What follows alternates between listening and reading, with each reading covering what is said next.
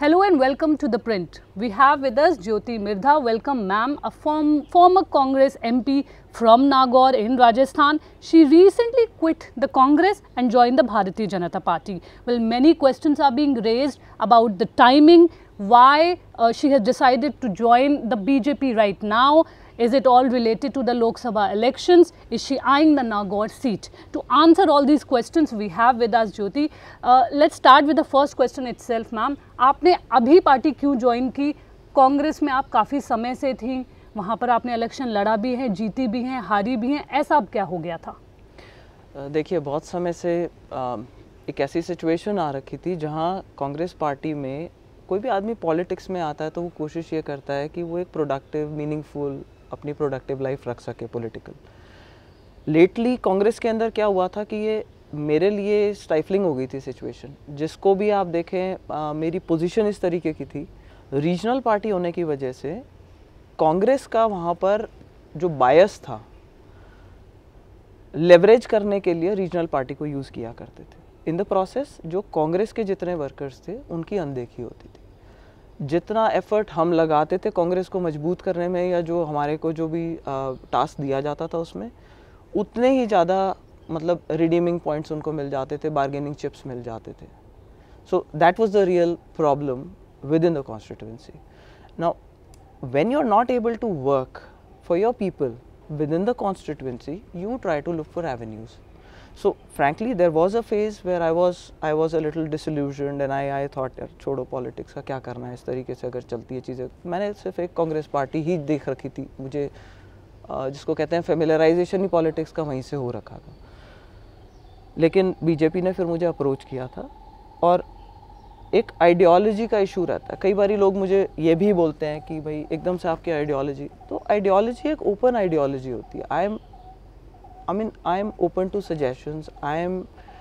My ideology is wide enough to incorporate, other people's thoughts and उनकी thinking जो होती है। अभी हाल ही में आपने देखा कि कांग्रेस के ही एक एलाय ने एक स्टेटमेंट दिया था, सनातन धर्म पे स्टेटमेंट दे दिया, जिसकी तरफ से कोई पुशबैक नहीं आया। और अगर कोई बहुत लॉजिकल इंसान अगर पूछे, जो कांग्रेस बीजेपी माइंडेड नहीं, जो एक रीजनेबल इंसान होगा, जो हमारे स्पिरिचुअल रूट्स को समझता है, तो वो ये देखेगा कि एक्चुअल में सनातन धर्म क्या है। Dharma is to hold and Sanatan is eternal.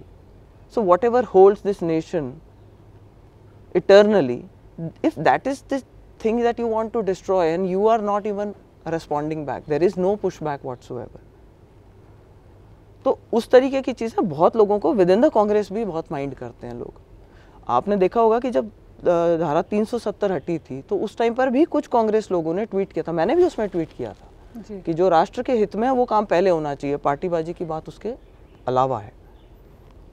Ma'am, काफ़ी ये भी कहा जा रहा है कि कांग्रेस के अंदर काफ़ी ऐसे नेता हैं, जिनमें से एक मैं सचिन पायलट का एग्जांपल इसलिए दूंगी कि उन्होंने भी इसी तरह की बातें की थी।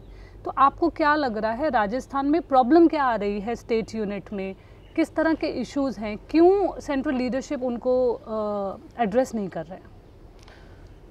देखिए, सचिन पायलट ऐसा मुद्दा उठा चुके। अभी आपने हाल ही में देखा होगा कि कल परसों दिव्या मदेरना जी ने ये मुद्दा उठाया था, और जब लोगों से पूछा जा रहा था कि ज्योति मिर्धा ने पार्टी छोड़ी है, भाई क्या हुआ इसका, तो उन्होंने कहा है कि नुकसान हुआ है। हरीश चौधरी जी ने तो पूरा एक इंटरव्यू दिया है और उसके अंदर बताया कि एक चिंता का विषय है और एक ये मतलब रिसर्च करने का मुद्दा है कि there is something wrong within the Congress, जिसको कि इनको एड्रेस करना चाहिए। और ये सभी लोग वो चीज़ महसूस कर रहे हैं कि पोजीशन को लेवरेज करके इन सब की पॉलिटिकल कैपिटल जो है उसको इरोड करा जा रहा है। जो अभी तक सिर्फ नागौर में हो रहा था, अब उसको पूरे राजस्थान में वो चीज़ अप्लाई करने की कोशिश हो रही है। तो हर आदमी इनसिक्योर फील कर रहा है कि जब आपकी खुद की पार्टी आपको सपोर्ट नहीं दे रही है तो उसमें आप कैसे जाकर के किसी और से मदद मांग सकते हो। And these are all well-meaning people who are trying to work for the masses, who are trying to work for their constituency, their people. तो आपको क्या लगता है कि अशोक गहलोत जी की तरफ से कुछ इश्यूज़ हैं, क्या वो एड्रेस नहीं कर रहे हैं, या राहुल गांधी, सोनिया गांधी जो सीनियर लीडरशिप है वो नहीं देख रहे हैं, या खड़गे जी अब आए हैं, तो ये मुद्दे आपने उनके पास नहीं उठाए? समय समय पर हमेशा ये मुद्दे उठाए गए हैं और उनको डिफ्लेक्ट किस तरीके से करा जाता है वो टेक्निक हमारी लीडरशिप बहुत अच्छी से समझती है, स्पेशली स्टेट के अंदर। तो वो शॉर्ट टर्म गेन के चक्कर में लॉन्ग टर्म नुकसान करने को तैयार हो रखे हैं। ये सिचुएशन आ रखी है आज की तारीख में, और मुझे ऐसा लगता है कि एक कोऑर्डिनेशन की बहुत सख्त ज़रूरत है within the party. Top leadership का coordination with the state leadership जो है वो कहीं ना कहीं उसके अंदर भारी गैप्स हैं। जो उन तक मैसेजेस पहुंचते हैं, जो हम लोग तो पहुंचा देते थे डायरेक्टली मैसेजेस, लेकिन जो उसके ऊपर एक्शन होता था, फीडबैक का एक मैकेनिज्म होना चाहिए कि कोई भी ऑर्गेनाइजेशन जो है वो स्ट्रेंथन कब होगी, जब कोई उसके अंदर कंप्लेंट रिड्रेसल का मैकेनिज्म होगा। अगर आपके लोग कोई बोल रहे हैं कि भाई ये एक रियल इशू है, तो आप उसको असेस करवाओ। अगर वो रियल इशू है तो उसको एड्रेस करवाओ, अदरवाइज वो प्रॉब्लम बढ़ती जाएगी और पैथोलॉजिकल डिमेंशंस ले लेती है, जो कि आज की तारीख में मैंने तो पार्टी छोड़ी, लेकिन जो पीछे वाले हैं जो इतने वोकल होकर के अब इस चीज़ को बोल रहे हैं, तो उससे कांग्रेस की जो स्थिति है वो सामने आ रही है सबके। मैम, आप ग्रैंड डॉटर हैं लेट नाथूराम मिर्धा जी के, जो कि राजस्थान के पीसीसी चीफ भी रहे, यूनियन मिनिस्टर भी रहे। काफ़ी लोग कहते हैं कि आप एक ऐसी पॉलिटिकल फैमिली से आ रही है जिसमें कभी कोई कांग्रेस छोड़ के गया ही नहीं। तो आपने एक ये बड़ा कदम उठाया जिसमें एक, अगर आप देखेंगे, हनुमान बेनीवाल हैं, उन्होंने ये बोला है कि ईडी का आपको डर एक तरह से सता रहा है। आपकी जो इन लॉज हैं वो इंडिया बुल्स को लेके वो आप पे एक धावा बोल रहे हैं। तो इस पे अगर आप थोड़ा सा क्लैरिफाई करें कि क्या सिचुएशन है क्या रियल में? नहीं, मैं इस पे थोड़ा सा नहीं, क्योंकि अब और कोई पॉइंट तो मिला नहीं, तो इन्होंने देखा कि कुछ हम ऐसा नया लेकर के आते हैं जो कि लोगों को लगे कि भाई सही है। मैं पहले तो रिकॉर्ड स्ट्रेट करना चाहूँगी यहाँ पर। मेरे हस्बैंड ने इंडिया बुल्स रियल एस्टेट जो है उसकी एग्जीक्यूटिव पोजीशन जो थी वो 2020 मार्च में छोड़ दी थी। वो अपना स्पिरिचुअल परस्यूट है उनका, जिसको वो फॉलो करते हैं। मेरे हस्बैंड के, मेरे father in law, mother in law के, हमारे खिलाफ़ कभी कोई जांच नहीं हुई, कभी कोई केस में नाम नहीं आया, कभी कोई रेड्स नहीं हुई, हमारी इन्वॉल्वमेंट का कहीं कोई जिक्र नहीं हो रखा। मेरे brother in law Sameer Gehlot, और उन्होंने अपनी एग्जीक्यूटिव पोजीशंस जो इंडिया बुल्स रियल एस्टेट के अंदर और इंडिया बुल्स हाउसिंग फाइनेंस में है, वो 2022 मार्च लेटेस्ट थी जब उन्होंने एग्जीक्यूटिव पोजीशन सारी छोड़ दी थी जी। एज ऑफ डेट हमारी फैमिली के किसी भी मेंबर के ऊपर कोई भी चार्जशीट, कोई FIR या किसी तरीके की कोई जांच लंबित पड़ी हो, ऐसा नहीं है। दूसरा, जो लोग मुझे एज अ पर्सन जानते हैं वो जानते हैं कि I cannot be arm twisted into surrendering to such pressures. तो ये बिल्कुल ही बेसलेस है, पर कहने को कुछ नहीं मिलेगा तो कुछ तो बोलेंगे। और रही बात हनुमान बेनीवाल की, तो वो तो दम भरते हैं कि मैंने एक पार्टी अपनी बना ली, और मैं मतलब किसी और में दम ही नहीं था पार्टी बनाने का। लेकिन उन्होंने जिस दिन से पार्टी बनाई है वो उस दिन से मतलब किसी ना किसी बड़ी पार्टी की पूंछ पकड़ करके चल रहे हैं। तो उनको ये समझना चाहिए कि भाई ऐसे एलिगेशंस लगाने से कुछ नहीं मिलेगा जो कि बेसलेस है। तो उनको तो अपनी जुगाड़ में लगे रहते हैं, जोड़ तोड़ के अंदर लगे रहते हैं। एंड आई थिंक सो अभी भी वो इसी जुगाड़ में लगेंगे कि मैं कैसे करके और लेवरेज कर लूँ अपनी पोजीशन। और अभी भी कांग्रेस के साथ में टैसिट अंडरस्टैंडिंग या ओपन अंडरस्टैंडिंग करने की कोशिश कर रहे हैं। मीडिया के अंदर आप रिपोर्ट्स देखेंगे तो उनके विधानसभा के अंदर अभी DMFT के जो कांग्रेस के जहाँ पे MLAs थे उनको कोई बजट नहीं मिला है। DMFT के अंदर उनकी कॉन्स्टिट्यूंसी को 22 करोड़ रुपए का बजट एलोकेट हुआ है, जो कि डायरेक्टली पहले कलेक्टर के नीचे आता था, अब वित्त मंत्रालय के नीचे आता है। तो सरकार को ये जवाब देना चाहिए, स्टेट गवर्नमेंट से पूछो कि क्या आपकी मिलीभगत है या नहीं है इस चीज़ के अंदर। मैम, जो नागौर सीट है जहाँ से हनुमान बेनीवाल जी जीते थे 2019 में, आपको हराया था उन्होंने, आज के टाइम में वो उसको सीट को रिप्रेजेंट करते हैं। आपको क्या लगता है बीजेपी आपको वहाँ से टिकट देगी? देखिए, मैंने एक पार्टी को सिर्फ एक अश्योरेंस के ऊपर ज्वाइन किया है कि जी मुझे एक्टिव प्रोडक्टिव काम करने की रिस्पॉन्सिबिलिटी की ज़रूरत है। अगर आप मेरी वो प्रॉमिस पूरी कर सकते हैं तो जो ड्यूटी आप देंगे मैं लेने को तैयार हूँ। अगर उसके अंदर वो मुझे कहते हैं कि भाई बेस्ट यूज़ आपका अगर पार्लियामेंट में पहुँच करके होगा और आप चुनाव लड़ो, तो आई विल कंटेस्ट। अगर वो कहते हैं असेंबली लड़ो, तो आई विल कंटेस्ट। अगर उनको लगता है कि नहीं इसके अलावा आप कुछ ड्यूटी रिस्पॉन्सिबिलिटी लो, तो मैं उसके अंदर भी अग्रीएबल हूँ। मैंने पहला टिकट जब मेरा मिला था तो बिल्कुल ठीक बात है कि मेरे ग्रैंडफादर के नाम पे मिला होगा, या मतलब पहला चुनाव भी मैंने अगर जीता था तो मेरे परिवार की साख के पीछे जीता था। मेरी फैमिली मतलब पुश्तों से काम करती आई है फार्मर्स इंटरेस्ट के लिए, चाहे लोगों के लिए ग्राउंड पे। लेकिन जिस दिन मैंने चुनाव जीता उसके बाद आप अगर मेरा track record as a first time MP उठा करके देखेंगे तो you will find it quite impressive, चाहे वो एम्स के अंदर इंस्टीट्यूट बॉडी के मेंबर के तौर पे हो, चाहे वो नागौर के अंदर जो खुद का जो सबसे बड़ा मुद्दा था ड्रिंकिंग वाटर प्रोजेक्ट लेकर आने का, मैं लेकर आई वो ड्रिंकिंग वाटर प्रोजेक्ट, और वो लोग आज भी याद करते हैं। और जितनी प्रेजेंस मेरी उस टाइम पर एज एन एमपी रही थी, लोग कमाल ही सोचते थे कि इतना एमपी तो हमने कभी देखा ही नहीं है। सो आई बिलीव कि ये पार्टी मुझे एक अपॉर्चुनिटी इन्होंने कमिट करा है कि ये मेरे को एक अपॉर्चुनिटी ज़रूर देंगे कि मैं अपने आप को एक्सप्रेस कर सकूं टू द फुलेस्ट, अपने आप को मतलब एंगेज कर सकूं पब्लिक इंटरेस्ट के लिए। और उसी आश्वासन पे तो चुनाव लड़ना नहीं लड़ना ये सब फैसले मैंने पार्टी की लीडरशिप पे छोड़ रखे। मैम, आपने देखा होगा असेंबली इलेक्शंस होने वाले हैं, राजस्थान में भी होने वाले हैं। आप मतलब जाट कम्युनिटी एक बहुत ही इम्पोर्टेंट फैक्टर है। आपको क्या लगता है किस तरह से वो बीच में नाराज़ थी, क्या अभी आगे होगा, किस तरह से एक आउटरीच उन तक पहुंचाया जाएगा?